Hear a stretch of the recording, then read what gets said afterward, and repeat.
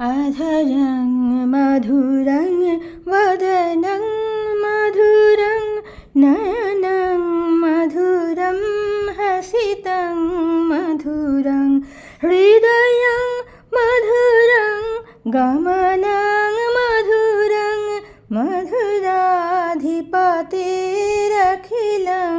मधुरं वचनं मधुरं चरितं मधुरं वसनं मधुरं वलितं मधुरं चलितं मधुरं भ्रमितं मधुरं मधुराधिपतेरखिलं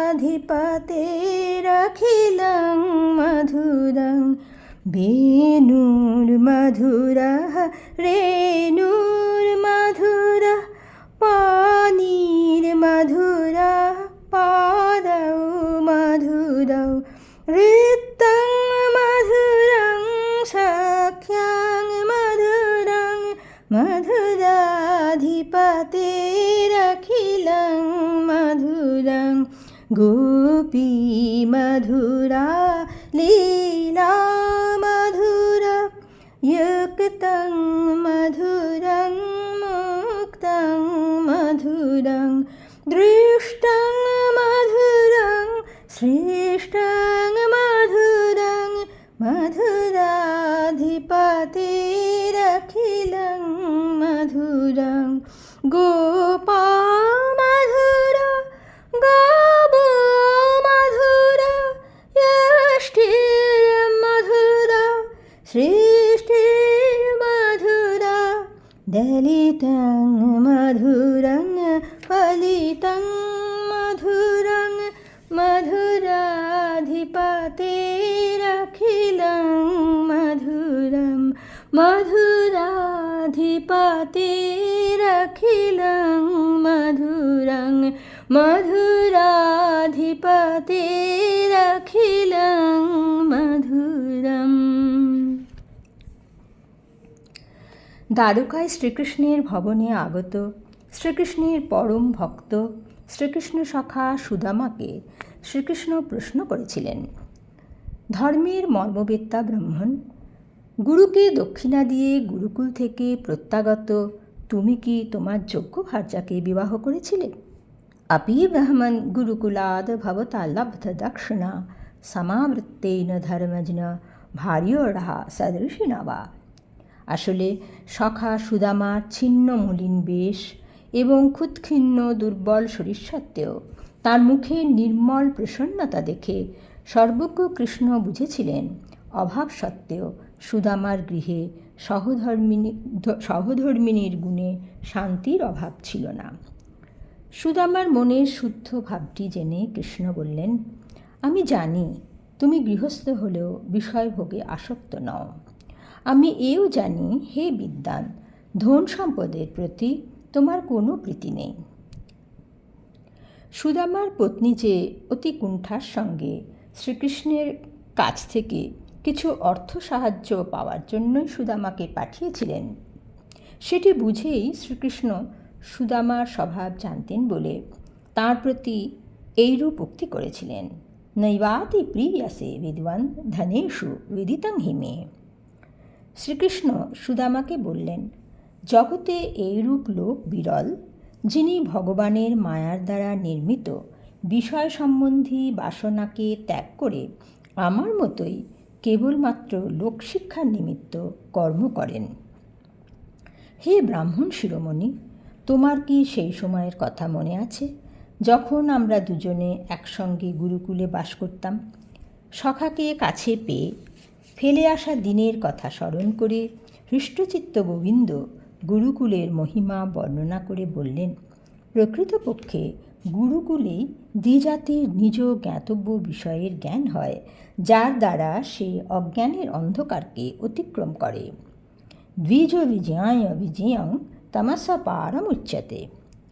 যিনি প্রবৃত্তিগত কাম, ক্রোধ, লোভ এই পশুধর্মকে অবদমন করে সত্য, দয়া, অলুপ্ত প্রভৃতি মনুষ্য ধর্মকে অবলম্বন করতে জানতেন, তিনিই হতেন দ্বিজ। গুরুকুলে গিয়ে তিনি জ্ঞানের আলোয় দেবত্বে উত্তীর্ণ হওয়ার সাধনা করতেন। সেই কারণে সেই সময়ে গুরু ছিলেন শিষ্যের পরম পূজ্য। শ্রীকৃষ্ণ তাই স্পষ্টত বললেন, জ্ঞানোপদেশের দ্বারা পরমাত্মাকে যিনি প্রাপ্ত করান তিনি আমারই স্বরূপ। আমি গুরুদেবের সেবা শুশ্রূষায় যতটা সন্তুষ্ট হই, যজ্ঞ তপস্যা বা সন্ন্যাসের দ্বারাও ততটা তৃপ্ত হই না। নাহম ইচ্ছা প্রজাতিভ্যাং তপসোপশমেন বা তুষ্যেয়ং সর্বভূতাত্মা গুরু শুশ্রূষায়া যথা। তত্ত্বজ্ঞানী গুরুর প্রতি শ্রদ্ধা ও বিনয় ছাড়া তার কাছ থেকে তত্ত্বজ্ঞান লাভ সম্ভব হয় না। গীতাতেও তাই শ্রীকৃষ্ণ অর্জুনকে উপদেশ দিয়েছেন, তদ্বিদ্ধি প্রণিপাতেন পরিপ্রশ্নেন সেবয়া উপদেক্ষন্তি তে জ্ঞানং জ্ঞানিনস্তত্ত্বদর্শিনঃ। তত্ত্বজ্ঞান লাভ করো গুরুকে প্রণাম করে, বিনীতভাবে প্রশ্ন করে এবং তাঁর সেবা করে।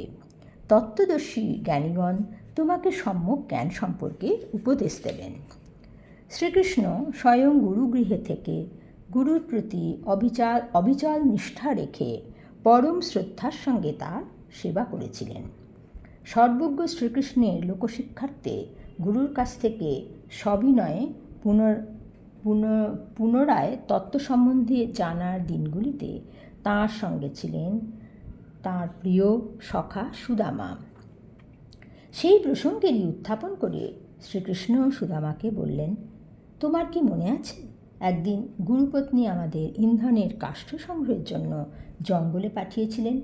সেই সময়ে আমরা গভীর জঙ্গলে প্রবেশ করার পর এক সময়ে প্রচণ্ড ঝড় বৃষ্টি শুরু হয়েছিল। আকাশে বিদ্যুৎ ঝলসে উঠেছিল। সূর্যাস্ত হয়ে যাওয়ার ফলে অন্ধকারে সকল দিক আচ্ছন্ন হয়েছিল। চারিদিক জলে ভরে যাওয়ায় কোথায় নিচু কোথায় উঁচু কিছুই বোঝা যাচ্ছিল না। ঝড় জলের মধ্যে কোন দিকে যাচ্ছি কিছুই বুঝতে না পেরে আমরা দুজনে দুজনের হাত ধরে এদিক ওদিক ঘুরছিলাম। দিশ অবিন্দতোথ পরস্পরং বনে গৃহীতহস্তা পরিবভ্রিমাতুরা। কথাগুলি বলেছিলেন ভগবান কৃষ্ণ। সকল দিকই তাঁর কাছে অপরোক্ষভাবে প্রকাশিত, কিন্তু সেদিন তিনি সুদামার হাত দুটি ধরে অন্ধকারে হাতড়ে বেড়াচ্ছিলেন, কারণ ভক্তবৎসল শ্রীহরি ভক্তের বিপদের দিনটিতেও তার হাত দুটি পরম যত্নে ধরে থাকেন এবং একসময়ে বিপদ থেকে মুক্ত করেন তাকে পরিত্রাতা হয়ে। দুর্যোগের পরের দিন তাদের গুরু স্বয়ং সান্দীপনী শ্রীকৃষ্ণকে বললেন, যখন দুর্যোগের পরের দিন পরিত্রাতা হয়ে এসেছিলেন তাদের গুরু স্বয়ং সান্দীপনী। শ্রীকৃষ্ণ বললেন, গুরুদেব যখন সব জানলেন তখন সূর্যোদয় হওয়ার পর শিষ্যদের খুঁজতে জঙ্গলে এলেন এবং অত্যন্ত আতুর অবস্থায় আমাদের দেখতে পেলেন। তিনি আশ্চর্য হয়ে বললেন, আমাদের জন্য তোমরা এত কষ্ট করেছ? সকল প্রাণী নিজেদের সব থেকে ভালোবাসে, কিন্তু তোমরা তোমাদের শরীরের কথা না ভেবে আমাদের সেবায় মগ্ন থেকেছ। আত্মা ওই প্রাণিনং পৃষ্ঠস্তমানাদৃত্য মৎপরা। সান্দীপনী বললেন, গুরুধন শোধ করার জন্য সকল শিষ্যেরই বিশুদ্ধ মনে নিজের সব কিছু গুরুর সেবায় সমর্পিত করা কর্তব্য। এতদ এব হি সৎশিষ্যৈ কর্তব্যং গুরু নিষ্কৃতম যদ্বৈ বিশুদ্ধভাবেন সর্বার্থাত্মার্পণং গুরৌ। দ্বিজ শিরোমণি, তোমাদের ওপর আমি অত্যন্ত সন্তুষ্ট হয়েছি। তোমাদের সকল মনোরথ সকল অভিলাষ পূর্ণ হোক। তোমরা আমার কাছ থেকে যে বেদাধ্যয়ন করেছ তা সর্বদা তোমাদের কণ্ঠস্থ থাক। ইহলোকে বা পরলোকে তোমরা কখনো নিষ্ফল হবে না।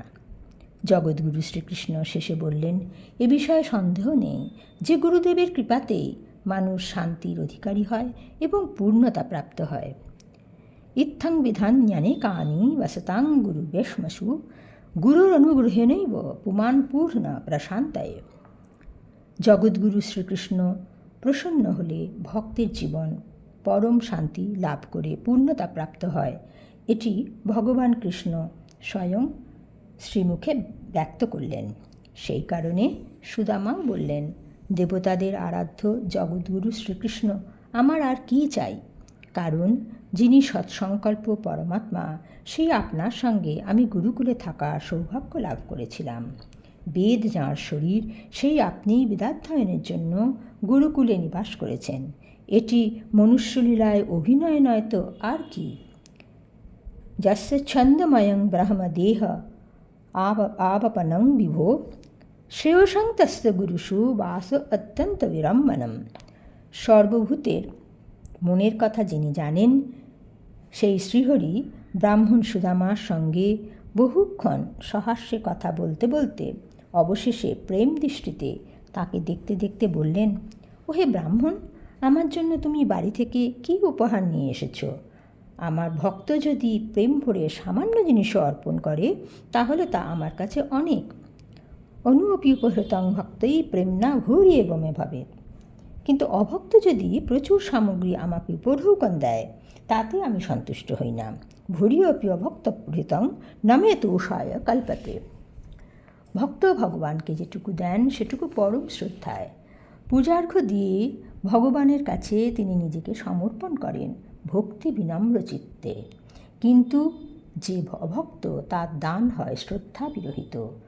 প্রচুর জাঁকজমকের সঙ্গে যদি মহার্ঘ্য বস্তু দেবতাকে সে অর্পণ করে, দেবতা তা গ্রহণ করেন না। গীতায় ভগবান তাই বলেছেন, অশ্রদ্ধায়া হুতং দত্তং তপস্তপ্তং কৃতঞ্চ ইয়ৎ অসদিত্যুচ্যতে পার্থ ন চ তৎপ্রেত্য ন ইহ। হোম, দান, তপস্যা এবং আরও যা কিছু অশ্রদ্ধার সঙ্গে করা হয় তাকে অসৎ বলা হয় পার্থ। তা পরলোকে বা ইহলোকে কোনো ফল দান করে না। কিন্তু ভক্তের নিবেদিত সামান্য পত্র, পুষ্প, ফল বা জলও ভগবান সাগ্রহে গ্রহণ করেন, কারণ সেটি ভক্তের ভগবানের প্রতি শ্রদ্ধা ও ভালোবাসা ভগবানের কাছে অত্যন্ত প্রিয় ও গ্রহণীয় হয়ে ওঠে। শ্রীকৃষ্ণ জানতেন দরিদ্র ব্রাহ্মণ খালি হাতে তাঁর কাছে আসেননি। তার ভক্তিশুদ্ধ চিত্ত ভগবানকে কিছু দেওয়ার জন্য আকুল। কিন্তু নিষ্কিঞ্চন ব্রাহ্মণ কি করে তুচ্ছ চার মুষ্টি চিড়ে সখাকে দেবেন ভেবেই পাচ্ছিলেন না। তাই স্বয়ং ভগবানই ভক্তের কাছে দুটি হাত পেতে এসে দাঁড়ালেন। ভক্তের ভক্তিশুদ্ধ উপহার পাওয়ার জন্য স্বয়ং ভগবান উৎসুক হলেন। ভগবৎ ভক্ত তাই ধন্য, তার মনুষ্য জীবন প্রকৃত অর্থেই সার্থক। সুদামার বস্ত্রপ্রান্তে বাঁধা সামান্য তণ্ডুলকণা স্বয়ং ভগবান কৃষ্ণ নিজ হাতে খুলে নিয়েছিলেন। ভক্ত ও ভগবানের মধুর লীলা, পারস্পরিক সমর্পণ সুখদেব ভারী সুন্দরভাবে তুলে ধরেছেন। এখন আসুন আমরা ভক্তবৎসল শ্রীকৃষ্ণের নাম সংকীর্তন করি। হরে কৃষ্ণ কৃষ্ণ কৃষ্ণ হরে হরে, হরে রাম রাম রাম হরে হরে, হরে কৃষ্ণ কৃষ্ণ কৃষ্ণ হরে হরে,